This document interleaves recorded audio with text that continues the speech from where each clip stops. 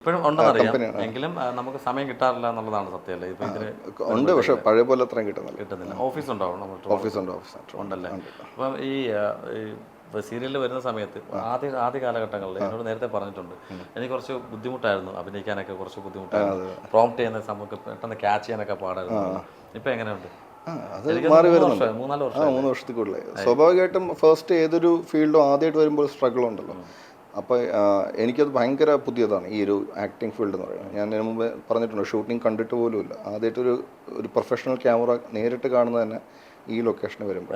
അപ്പോൾ അതിൻ്റെ ബുദ്ധിമുട്ടുകൾ ശരിക്കും ഉണ്ടായിരുന്നു. പിന്നെ ഈ പറഞ്ഞ പോലെ നമുക്കത് നിന്ന് അതിൽ നിന്ന് പഠിക്കാൻ പറ്റുന്നു എന്നുള്ളതാണ്. അപ്പോൾ ഇതൊരു ലേണിംഗ് പ്രോസസ്സാണ്, ആൻഡ് ലേണിംഗ് നെവർ എൻഡ്സ്. ഇങ്ങനെ പോവാണ്, കണ്ടിന്യൂ ചെയ്ത് പോവാണ്. അപ്പോൾ പഠിച്ചുകൊണ്ടേയിരിക്കുകയാണ്. ബെറ്ററായി വരുന്നു എന്ന് അറിയില്ല, പ്രതീക്ഷിക്കുന്നു. പ്രേക്ഷകരല്ല പറയണ്ട, നമ്മുടെ അഭിനയം എങ്ങനെ ഉണ്ടെന്ന് പ്രേക്ഷകരാണല്ലോ അതെ, നമ്മൾ ഇമ്പ്രൂവ് ചെയ്യുന്നു വിചാരിക്കുന്നു. അടുത്ത ഒരു ചോദ്യം എന്ന് പറയുന്നത് നിങ്ങളുടെ കല്യാണത്തെ കുറിച്ച് തന്നെയാണ്. കല്യാണം ഈ പറഞ്ഞ പോലെ തന്നെ അത്യാഡംബരമൊന്നും ഇല്ലെങ്കിൽ പോലും ചെറിയ ഇതൊക്കെ ഉണ്ടായിരുന്നു. യൂട്യൂബേഴ്സ് എല്ലാം കുറേ ആൾക്കാർ വന്നിട്ടുണ്ടായിരുന്നു. എല്ലാവർക്കും നിങ്ങൾ ബൈറ്റ് കൊടുത്തിട്ടുണ്ട്.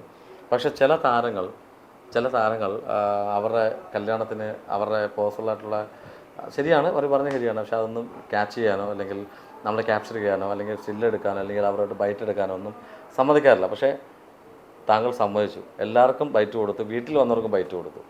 അതിനെക്കുറിച്ച് എന്താ പറയാനുള്ളത്? കല്യാണത്തിന് ഒത്തിരി പേര് വന്നിട്ടുണ്ടായിരുന്നു. അത് ഭയങ്കര സർപ്രൈസിങ് ആയിരുന്നു. കാരണം ഞാൻ ഒട്ടും പ്രതീക്ഷിച്ചില്ല യൂട്യൂബിലെ ആൾക്കാർ വരും എന്നുള്ളത്. കാരണം ഞാൻ പലതും ഡേറ്റ് ഒന്നും അങ്ങനെ അധികം പബ്ലിക് ആക്കിയിട്ടില്ലായിരുന്നു. അപ്പോൾ എങ്ങനെ അറിഞ്ഞു, എങ്ങനെ വന്നു എന്നറിയില്ല. പക്ഷേ വലിയൊരു ടീം തന്നെ ഉണ്ടായിരുന്നു. ഭയങ്കര സന്തോഷമുണ്ടായിരുന്നു എല്ലാവരും കണ്ടപ്പോൾ. അതുപോലെ പിന്നെ പേഴ്സണൽ സ്പേസ് എന്നൊക്കെ പറയുന്നത് പലരും പല രീതിയിലാണ് എടുക്കുന്നത്. അപ്പോൾ നമ്മളിതെല്ലാം വളരെ സന്തോഷത്തോടെ കാണുന്നത്. ആഫ്റ്റർ ഓൾ കല്യാണം വളരെ സന്തോഷമുള്ള ഇവൻ്റാണ്. പിന്നെ ഞങ്ങനത്തെ ഒരു വേദിക് വെഡ്ഡിങ് ട്രഡീഷനും ആയിരുന്നു. അപ്പോൾ എല്ലാവരും അങ്ങനെ ഒരു കുഴപ്പങ്ങളോ പ്രശ്നങ്ങളോ ഒന്നുമില്ലല്ലോ. അവരെല്ലാം അവരുടെ ജോലി ചെയ്യുന്നതെന്നല്ലേ ഉള്ളൂ. നമ്മളെല്ലാവരും ഈ ഫീൽഡിലുള്ളതാണല്ലോ. നമുക്കറിയാമല്ലോ ക്യാമറ ആയിട്ട് വരുന്നതും അവരുടെ ബുദ്ധിമുട്ടെന്താണെന്നും അതുപോലെ അവരെന്താ നമ്മൾ എക്സ്പെക്ട് ചെയ്യണമെന്നും ഒക്കെ നമുക്കറിയാമല്ലോ. അപ്പം നമ്മൾ അങ്ങോട്ടും ഇങ്ങോട്ടും സഹകരിക്കുക എന്നുള്ളത് വളരെ ഇമ്പോർട്ടൻ്റ് ആണ്. നമ്മളവിടെ ഒരു മാറി നിൽക്കുക അല്ലെങ്കിൽ ജാട കാണിക്കേണ്ട കാര്യമൊന്നും ഒരിക്കലും ഇല്ല. അങ്ങനെ കാണിക്കേണ്ട ആവശ്യമില്ല.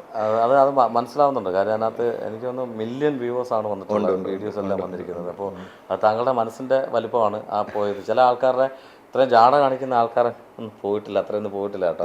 പക്ഷെ നിങ്ങളുടെ വീഡിയോസ് എനിക്കൊന്ന് ഒരു ദിവസം കൊണ്ട് തന്നെ മില്യൺ വ്യൂവേഴ്സൊക്കെ വന്നിട്ടുണ്ട്. പിന്നെ ഒത്തിരി സന്തോഷമുണ്ട്. കാരണം ഇവർ വന്നത് പലപ്പോഴും വെഡിങ് വീഡിയോ കിട്ടുമ്പോഴാണ് നമുക്ക് അറിയുന്നത് അവിടെ എന്തൊക്കെ സംഭവിച്ചത്. ഇത് കല്യാണം കഴിഞ്ഞ അന്ന് ഈവനിങ് തന്നെ യൂട്യൂബിൽ നിന്ന് പല സ്ഥലത്തും. കാരണം എൻ്റെ വെഡിങ് പെട്ടെന്നായിരുന്നു. അപ്പോൾ ഇതിൽ പങ്കെടുക്കാൻ പറ്റാത്ത ഒത്തിരി ആൾക്കാരുണ്ടായിരുന്നു. അപ്പോൾ ഈവൻ തോ വെഡിങ് ലൈവ് പോയിട്ടുണ്ടെങ്കിലും ഈ പറഞ്ഞ പോലെ യൂട്യൂബിന് കുറച്ചും കൂടി ആക്സസ് ഉണ്ടല്ലോ. അപ്പോൾ ഈ യൂട്യൂബ് ആൾക്കാർ വന്നതുകൊണ്ട് ഇന്ത്യക്ക് പുറത്തുള്ള ആൾക്കാർക്കും പലർക്കും അത് കാണാൻ പറ്റി, അത് പിന്നീട് കാണാൻ പറ്റി. അപ്പോൾ അങ്ങനെ ഒത്തിരി സൗകര്യം ഉണ്ടായിരുന്നു. അതുകൊണ്ട് കൃഷ്ണകുമാർ ഭക്ഷണം കഴിച്ചുകൊണ്ടിരിക്കുന്ന സമയത്ത് തന്നെ അവർ അപ്ലോഡ് ചെയ്തു.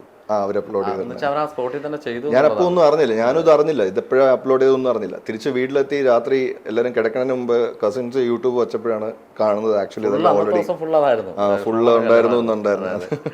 അതൊക്കെ ഹാപ്പി അല്ലേ? അത് എല്ലാം സന്തോഷമുള്ളതായിരുന്നു. എല്ലാവരും വന്നതിന് വളരെ സന്തോഷം. ആരും അറിയിക്കാൻ പറ്റിയില്ല, ഒരു യൂട്യൂബുകാരെ അറിയിക്കാൻ പറ്റില്ല പേഴ്സണലി. പക്ഷേ അവരെല്ലാം അറിഞ്ഞു വന്നു എന്നുള്ളത് നല്ലൊരു കാര്യമായിരുന്നു. കല്യാണം എങ്ങനെ വേണം എന്നുള്ളൊരു ചിന്ത അങ്ങനെ എന്തെങ്കിലും ഉണ്ടായിരുന്നു? കാര്യം രണ്ടുപേരോട് തീരുമാനിച്ചിട്ട്, വൈഫോട്ട് തീരുമാനിച്ചിട്ട് നമുക്ക് ഇന്നതൊക്കെ പ്ലാൻ ചെയ്യണം, അല്ലെങ്കിൽ കല്യാണ മണ്ഡപത്തിൽ ഇങ്ങനെ വേണം, അല്ലെങ്കിൽ ഇത്ര കാര്യങ്ങളൊക്കെ സാധാരണ എല്ലാവരും പ്ലാൻ ചെയ്യാറുണ്ട്. അങ്ങനെ എന്തെങ്കിലും പ്ലാനിങ് ഉണ്ടായിരുന്നോ?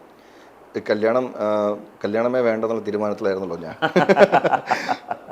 അവളും അതുപോലെയൊക്കെ ആയിരുന്നു. പക്ഷേ സംഭവം ഇത് പ്രപ്പോസലായിട്ട് വന്ന് നമുക്കത് മുന്നോട്ട് പോയി. അപ്പോൾ കല്യാണം കഴിക്കാൻ തീരുമാനിച്ച സമയത്ത് ഉറപ്പായിട്ടും നമ്മളൊരു ട്രഡീഷണൽ വൈസ് തന്നെ വേണമെന്നുണ്ടായിരുന്നു. അങ്ങനെ ഒരു കാസ്റ്റ് വൈസ് ആയിട്ട് വേണ്ട, പക്ഷെ നമ്മുടെ ഒരു വേദിക് ട്രഡീഷണൽ തന്നെ പോകണം എന്നൊരു, കാരണം ഞങ്ങൾ രണ്ടുപേരും ദ ഔട്ട് ഓഫ് ലിവിംഗ് എന്നൊരു കമ്മ്യൂണിറ്റിയിലുള്ള ആൾക്കാരാണ്. അപ്പോൾ ആ ഒരു രീതിയിൽ തന്നെ പോകണം എന്നുണ്ടായിരുന്നു. അതുമാത്രം എനിക്ക് നിർബന്ധമുണ്ടായിരുന്നു. ബാക്കിയെല്ലാം സാധാരണ കല്യാണം പോലെ തന്നെയാണ്. പിന്നെ പ്രത്യേകിച്ച് ഡെക്കറേഷൻ്റെ കാര്യത്തിലൊക്കെ എനിക്കങ്ങനെ അങ്ങനെയുള്ള കാര്യങ്ങളില്ല. പക്ഷേ ഈ പറഞ്ഞ പോലെ അവൾക്ക് ശ്രദ്ധയുണ്ടായിരുന്നു. പിന്നെ എൻ്റെ കസിൻസ് ഒത്തിരി പേര്, പിന്നെ ചേച്ചി, അവരൊക്കെ ഇതിന് വേണ്ടിയിട്ട് ഒത്തിരി ബാക്ക്ഗ്രൗണ്ടിൽ വർക്ക് ചെയ്തിട്ടുണ്ട്. ശരിക്കും പറഞ്ഞാൽ നന്നായിട്ട് ഇരിക്കണം എന്ന് മാത്രം ആഗ്രഹം. പക്ഷെ എല്ലാം ഹാപ്പൻഡ്, ഫോൾ ഇൻ പ്ലേസ് എന്ന സംഭവത്തിലെല്ലാം വളരെ നന്നായിട്ട് തന്നെ, റിസപ്ഷൻ ആണെങ്കിലും കല്യാണമാണെങ്കിലും ഡെക്കറേഷനെല്ലാം വളരെ നന്നായിട്ട് തന്നെ അവർ ചെയ്തിട്ടുണ്ടായിരുന്നു. പിന്നെ 1-2 കാര്യങ്ങൾ മാത്രമേ ഞങ്ങൾക്ക് ഉണ്ടായിരുന്നുള്ളൂ. കാരണം ഡ്രസ്സിൻ്റെ കാര്യത്തിലും ഈ ട്രഡീഷണൽ വേദിക് വെഡ്ഡിങ്ങിൻ്റെ കാര്യത്തിലും പിന്നെ ആഹാരത്തിൻ്റെ കാര്യത്തിലൊക്കെ മാത്രമേ ഞങ്ങളുടെ അഭിപ്രായമുള്ളൂ. എങ്ങനെ വേണം എന്നൊക്കെ ഉള്ളൂ. ബാക്കിയെല്ലാം ആസ് യൂഷ്വൽ. അങ്ങനെ അല്ല എനിക്ക് വാട്സപ്പിൽ എനിക്ക് ഇൻവിറ്റേഷൻ ഇട്ടിട്ട് എന്നോട് പറഞ്ഞു, ഷുമാർ പറഞ്ഞു എത്തണം, റിസപ്ഷനും ഉണ്ട് കല്യാണത്തിൽ, ഇത് ഏതിന് ഒന്നിലും എത്തണമെന്ന് പറഞ്ഞു. സോറി, എനിക്കിപ്പോൾ നേരിട്ട് ഇപ്പോഴാണ് കാണാൻ പറ്റിയത്, വരാൻ പറ്റിയില്ല. നിങ്ങളെല്ലാം തിരക്കുള്ള ആൾക്കാരാണ്, കുറേ പേർക്ക് വരാൻ പറ്റിയിട്ടില്ല. എങ്കിലും സന്തോഷം. കാര്യം എന്ന് വെച്ചാൽ കൃഷ്ണകുമാറിൻ്റെ ചിരിയിലുണ്ട് ലൈഫ് അടിപൊളിയായിട്ട് പോയിക്കൊണ്ടിരിക്കുകയാണെന്ന്, അതുപോലെ തന്നെ സീരിയൽ ലൈഫും പോയിക്കൊണ്ടിരിക്കുകയാണ്. ഇത് കൂടാതെ ഏത് സീരിയൽ ഇപ്പോൾ ചെയ്തുകൊണ്ടിരിക്കുന്നത്? ഞാൻ സീരിയൽസ് അങ്ങനെ എടുക്കുന്നില്ലായിരുന്നു ശരിക്കും പറഞ്ഞാൽ. ഒത്തിരി ഓഫർ വന്നിരുന്നു കന്യാദാനം ചെയ്യുമ്പോൾ തന്നെ, വേറൊന്നും എടുക്കുന്നില്ല. കാരണം ആക്ടിങ് ഞാൻ അതും ഹാപ്പൺ ചെയ്തു പോയത്, എൻ്റെ ലൈഫിൽ ഹാപ്പൺ ചെയ്തതാണ്. അപ്പോൾ അത് നന്നായിട്ട് ചെയ്യണം പറഞ്ഞാൽ മുന്നോട്ട് പോകണം എന്നുണ്ടായിരുന്നത്. പക്ഷേ ഇതിപ്പോൾ ഏഷ്യാനെറ്റിലൊരു പ്രൊജക്റ്റ് വന്നിരുന്നു. അപ്പോൾ ആ സമയത്ത് അത് നോക്കി, അത് ഓക്കെ ആയി. അങ്ങനെ വളരെ നല്ലൊരു പ്രൊജക്റ്റാണ്, അതുകൊണ്ട് അത് എടുക്കാൻ തീരുമാനിച്ചു. പിന്നെ ട്രിവാൻഡ്രത്ത് തന്നെയാണ് ഷൂട്ട്, അതിൻ്റെ ഞാനും ട്രിവാൻഡ്രത്ത് തന്നെയാണ്. അപ്പോൾ എനിക്കത് എളുപ്പമായിരിക്കും. അങ്ങനെ ഒരു പ്രൊജക്റ്റ് വരുവാണ്, നെക്സ്റ്റ് മന്ത് ലോഞ്ച് ചെയ്യുവാണ്. ഒരു ഓൺഗോയിങ് ആണോ? അത് ഷൂട്ടിംഗ് നടക്കുവാണ്. ഷൂട്ടിംഗ് നടക്കുവാണ്. റിലീസ് ചെയ്യുന്നത് ലോഞ്ച് ചെയ്യും, അത് ലോഞ്ചിങ് ഉണ്ട്, ലോഞ്ച് ഇവൻ്റ് ആയിട്ട് ചെയ്യുക. അവർ കണ്ണൂർ ലോഞ്ച് ചെയ്യുന്നുണ്ട്. അപ്പോൾ നെക്സ്റ്റ് മന്ത് ഒരു 4th or 5th ഒക്കെ ആകുമ്പോഴത്തേക്കും അവർ ലോഞ്ച് ചെയ്യും കണ്ണൂർ. TV-ൽ മോസ്റ്റ്ലി നെക്സ്റ്റ് മന്ത് മിഡൊക്കെ ആകുമ്പോഴത്തേക്കും വന്ന് തുടങ്ങാനുള്ള ചാൻസ് ഉണ്ട്.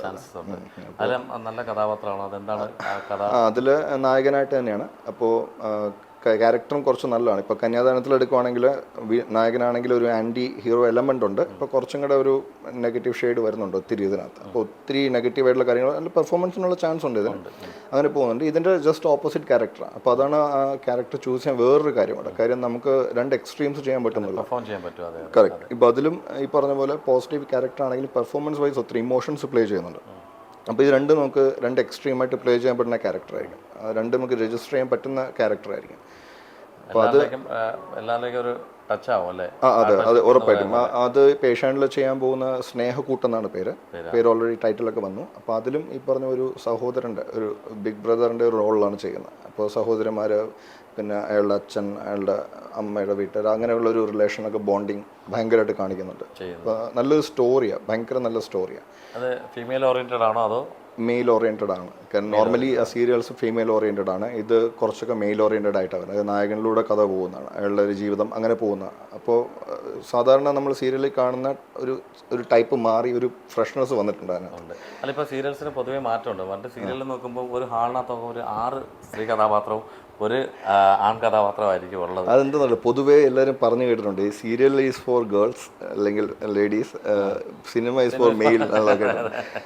എനിക്ക് ആ ട്രെൻഡിൽ സിനിമയിലും മാറ്റം വന്ന് തുടങ്ങിയിട്ടുണ്ട്, സീരിയലിലും മാറ്റം വന്ന് തുടങ്ങിയിട്ടുണ്ട്. പറഞ്ഞതിനകത്ത് ട്രൂ ആണത്. കാര്യം വെച്ചാൽ സിനിമയിലേക്ക് വരുമ്പോഴത്തേനും നോക്കുമ്പോൾ എല്ലാം മെയിൽ കഥാപാത്രങ്ങൾ, അത് ഓപ്പോസിഷൻ ആണ് വരുന്നത് സീരിയലിലേക്ക്.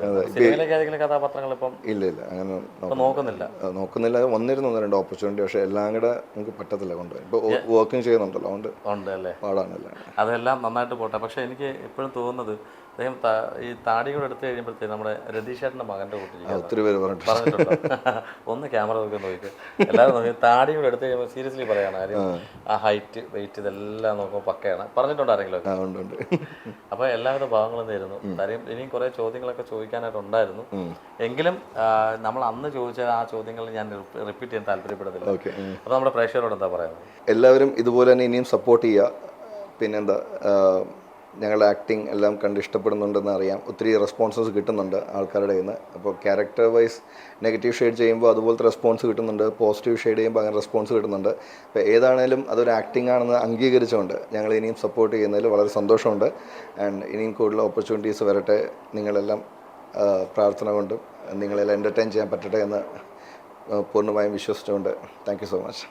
അപ്പോൾ തീർച്ചയായിട്ടും എല്ലാവിധ ഭാഗങ്ങളും നേരുന്നു. ഇപ്പം എല്ലാ ആർട്ടിസ്റ്റിനടുത്ത് ലാസ്റ്റ് പറയുന്നത് തന്നെ നല്ലതുണ്ടാവട്ടെ, നല്ലത് വരട്ടെ, നല്ല കഥാപാത്രങ്ങൾ ചെയ്യട്ടെ എന്ന് ആത്മാർത്ഥമായിട്ട് പ്രാർത്ഥിക്കുന്നു. Thank you so much. Thank you.